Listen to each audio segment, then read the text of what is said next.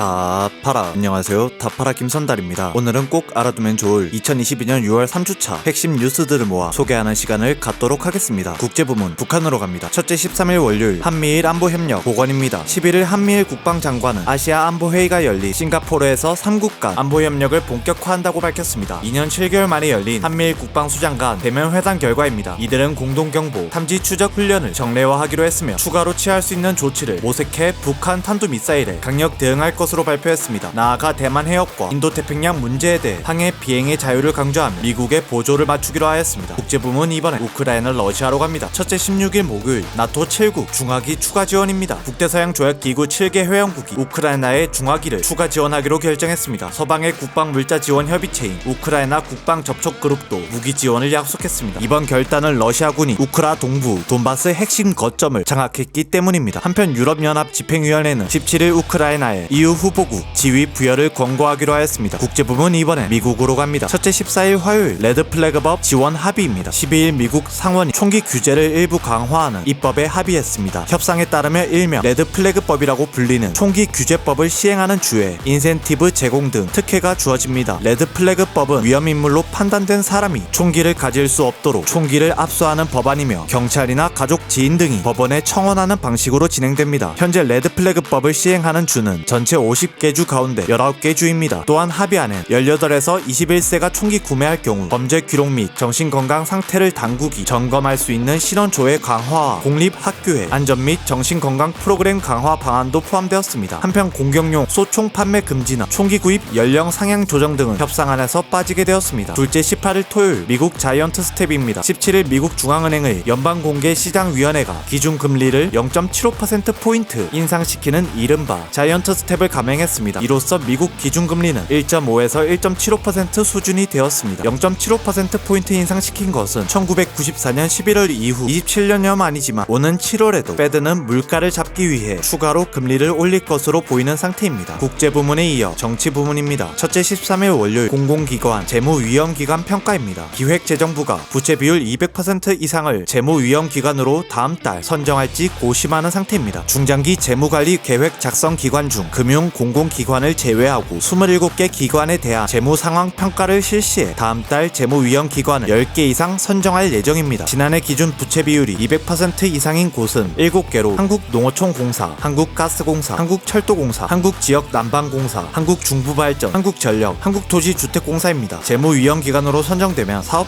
위험관리와 경영 효율화 제고 등 집중 관리를 받게 되며 기관장 해임까지 가능하기에 귀추가 주목되는 상태입니다. 둘째 17일 금요일 서해 공무원 피살 사건 번복입니다. 2020년 9월 발생했던 서해 공무원 피살 사건과 관련해 16일 인천 해경서장이 월북 의도를 인정할 증거를 발견하지 못했다고 판단을 번복하였습니다. 국방부 정책기획과장은 피살 공무원이 월북을 시도했을 것으로 추정된다고 발표함으로써 국민께 혼선을 드렸으며 보안 관계상 모든 것을 공개하지 못함으로 인해 보다 많은 사실을 알려드리지 못한 점에 대해 유감스럽게 생각한다며 1년 9개월 만에 사과 입장을 밝혔습니다. 국가안보실은 이씨 유가족들이 2021년 1월 국가안보실장 등 정부를 상대로 제기했던 정보 공개 청구 소송 1심에서 패소한 뒤 항소했던 조치를 취하했습니다. 하지만 여전히 대통령 기록물로 지정되어 있어 정보 공개가 이뤄질지는 미지수인 상태입니다. 셋째 17일 금요일 성주 사드기지 환경영향평가 추진입니다. 국방부가 16일 경북 성주의 주한미군 사드 기지에 대한 일반 환경영향평가를 5년 만에 추진하기 위해 협의회 구성에 본격 착수했습니다. 일반 환경영향평가가 마무리되면 사드 포대의 정식 배치를 위한 기지 신증축 등이 가능해지며 환경영향평가는 통상 1년 이상이 소요되지만 군은 최대한 관련 일정을 앞당길 방침입니다. 넷째 17일 금요일 백현동 의혹 성남시청 압수수색입니다. 경기 성남시 분당구 백현동 아파트 개발사업 특혜 의혹을 수사 중인 경찰이 16일 사업 인허가를 담당한 성남시청을 압수수색했습니다. 백현동 의혹은 백현동 개발사업 용도 변경 과정에서 2006년 이재명 의원의 선대 본부장을 지내 김 전 대표의 회사에 인허가 도움을 줬다는 의혹입니다. 이로써 이재명 의원 및 관련 의혹 6건이 강제수사로 전환되었습니다. 이번엔 경제부문입니다. 첫째 13일 월요일 무신사 가상인간 홍보 모델 무아인입니다. 지난 10일 온라인 패션 플랫폼 무신사가 버추얼 휴먼 홍보 모델 무아인을 공개했습니다. 무아인은 배우 유아인을 닮은 모델로 버추얼 휴먼 특징을 살려 고객의 취향과 스타일에 따라 다양하게 변신하는 멀티 페르소나를 선보일 예정입니다. 이에 카테고리별 특성에 따라 여러 버전의 무아인을 만날 수 있습니다. 둘째 15일 수요일 비트코인 이더리움 이유, 고점 대비 반토막입니다. 미국발 긴축 정책으로 비트코인과 이더리움 등 주요 가상 자산 가치도 폭락 중인 상태입니다. 또한 최근 발생한 루나 사태도 가상화폐의 가치를 낮추는데 일조하고 있습니다. 이에 13일 미국의 코인 예금 대출 플랫폼인 셀시우스 네트워크는 고객 자산에 대한 출금을 중단시켰습니다. 이더리움 가치 폭락으로 셀시우스의 총자산 31조 원 중 이더리움 자산이 한꺼번에 청산될 위기에 처했기 때문입니다. 현재 투자자들은 셀시우스의 뱅크런 우려가 커져가는 상태입니다. 셋째 18일 토요일 머스크 330조 피소입니다. 16일 가상화폐 투자자 키스 존슨이 도지코인 폭락으로 손해를 본 투자자들을 대표해 뉴욕 맨해튼 연방법원에 머스크와 테슬라, 스페이스X를 상대로 2,580억 달러 규모의 손해배상 집단 소송을 냈습니다. 존슨은 고소장에서 피고들은 2019년부터 도지코인이 가치가 없다는 것을 알면서도 이득을 취하기 위해 이 코인을 홍보했다며 머스크는 세계 최고 부자라는 지위를 이용했고 금전적 이익과 즐거움을 위해 도지코인 피라미드 사기를 저질렀다고 주장했습니다. 또한 존슨은 머스크가 도지코인을 홍보하는 것을 금지하고 연방법과 뉴욕주법에 따라 도지코인 거래를 도박으로 규정해달라고 법원에 요청했습니다. 도지코인은 2013년 소프트웨어 개발자 빌리 마커스가 장난삼아 만들었지만 지난해 2월 머스크가 공개적으로 지지하자 가격이 폭등했습니다. 하지만 머스크는 같은 해 5월 SNL에 출연해 도지코인은 사기라고 농담조로 말하자 현재 고점 대비 93% 이상 폭락한 상태입니다. 경제부문 다음으로 사회부문입니다. 첫째 14일 화요일 대법 정리해고 인정입니다. 9일 대법원 3부는 넥스틸이 중앙노동위원회를 상대로 낸 부당해고 구제 재심 판정 취소 소송 상고심에서 원고 패소한 원심을 깼습니다. 즉 대법원이 넥스틸의 정리해고가 정당하다고 인정한 것입니다. 이는 2014년 쌍용차 사건 이후 8년 만입니다. 쌍용차 때는 해고를 단행할 긴박한 경영상 필요가 존재했다고 판시했는데 이번엔 1년의 구조조정 과정에서 희망퇴직이 이뤄진 후 정리해고의 대상이 된 자녀 인원이 적다고 하여 긴박한 경영상 위기를 인정하기 어렵다고 쉽게 단정할 수 없다고 판시했습니다. 그동안 긴박한 경영상 필요를 엄격하게 해석했던 판례들과 달리 반드시 지속적인 적자 누적 등이 있어야만 긴박한 경영상 필요성이 있는 것으로 볼 수는 없다고 판단한 것입니다. 한편 넥스틸은 회계법인의 경영 진단에 따라 5명에게 해고 대상자로 선정되었다는 사실을 통보하고 사직서를 제출한 2명을 제외한 3명의 근로자를 정리해고한 바 있습니다. 둘째 15일 수요일 화물연대 총파업 종료입니다. 14일 국토교통부와 민주노총 공공운수노조 산하 화물연대 본부의 5차 교섭 끝에 파업이 중단되었습니다. 협상 내용으로는 안전운임제 기간 연장, 안전운임제 품목 확대, 유가 보조금, 제도 확대 등이 포함되었지만 자세한 사안은 확정되지 않았습니다. 한편 약 8일간 총 화물의 1.6%만이 파업을 진행했지만 손실은 약 1조 6천억 원이 넘게 발생하였습니다. 셋째 17일 금요일 삼성, LG기술 유출 무죄입니다. 대법원 1부는 16일 부정경쟁 방지 및 영업비밀 보호에 관한 법률 위반 혐의를 받는 A씨와 삼성 디스플레이 직원 4명에 대한 검찰의 상고를 기각하고 전부 무죄를 선고한 원심을 확정했습니다. LG 디스플레이 협력업체 대표 A씨는 2010년 3, 4차례에 걸쳐 삼성 디스플레이 직원들에게 OLED 페이스실 기술과 관련된 영업비밀 자료를 넘긴 혐의를 받았습니다. 하지만 법적 쟁점이 유출된 자료가 영업비밀에 해당하는 지에서 논문이나 일부 업체가 배포한 자료를 통해 이미 업계에 알려진 내용으로 법원은 판단하였습니다. 또한 A씨가 독자적으로 개발한 기술이 LG 디스플레이와 공동 개발한 기술 정보와 혼재되어 있어 구분하기 어렵다는 점도 지적되었습니다. 이번엔 IT 부문입니다. 첫째 15일 수요일 마이크로소프트 인터넷 익스플로어 지원 중단입니다. 15일 마이크로소프트는 인터넷 브라우저 익스플로어가 출시된 27년 만에 익스플로러 11 버전 지원 종료를 선언했습니다. 15일 이후부터는 익스플로러 가동 시 마이크로소프트사의 최신 브라우저 엣지로 자동 전환됩니다. 현재 크롬의 점유율은 60% 이상, 익스플로러는 1% 미만이며 2015년 마이크로소프트는 브라우저 시장 탈환을 위해 엣지를 선보였습니다. 둘째 19일 토요일 누리호 발사 2차 연기입니다. 누리호는 강풍에 의해 1차 연기, 16일 1단 산화제 탱크 레벨 센서 신호 이상으로 2차 발사 연기되었습니다. 하지만 핵심 부품 교체 수리에 성공해 오는 21일 발사될 예정입니다. 마지막은 문화 부문입니다. 첫째 16일 목요일 BTS 단체 활동 중단 선언입니다. 14일 글로벌 인기 그룹 방탄소년단이 데뷔 9년 만에 단체 활동 중단을 선언했습니다. 이번 중단은 그룹 해체는 아니며 군입대, 개인 활동, 코로나19로 인한 팀 방향성 등의 문제로 알려졌습니다. 한편 이번 발표로 소속사 빅히트 뮤직 모회사 하이브의 시가총액이 2조 원 가까이 사라졌습니다. 둘째 16일 목요일 넷플릭스 실제 오징어 게임 참가자 모집입니다. 14일 온라인 동영상 서비스 업체 넷플릭스가 한국 웹드라마 오징어 게임을 모방해 456만 달러의 상금이 걸린 리얼리티 프로그램 오징어 게임 더 챌린지를 제작한다고 밝혔습니다. 이는 넷플릭스 역대 리얼리티 쇼 가운데 가장 많은 상금이며 참가자 수도 원작과 동일하게 456명으로 영어를 사용할 수 있는 전 세계 일반인 누구나 공식 온라인 사이트에서 참가 신청할 수 있습니다. 이번 오징어 게임 더 챌린지는 10편의 에피소드로 제작될 예정이며 TV쇼 제작업체 스튜디오 램버트와 더가든의 지휘 아래 영국에서 촬영됩니다. 이상으로 2022년 6월 3주차 뉴스 소식을 마치겠습니다. 다음엔 6월 4주차에 핵심 뉴스들을 모아 전달하는 시간을 갖도록 하겠습니다. 이상 다파라 김선달이었습니다. 안녕.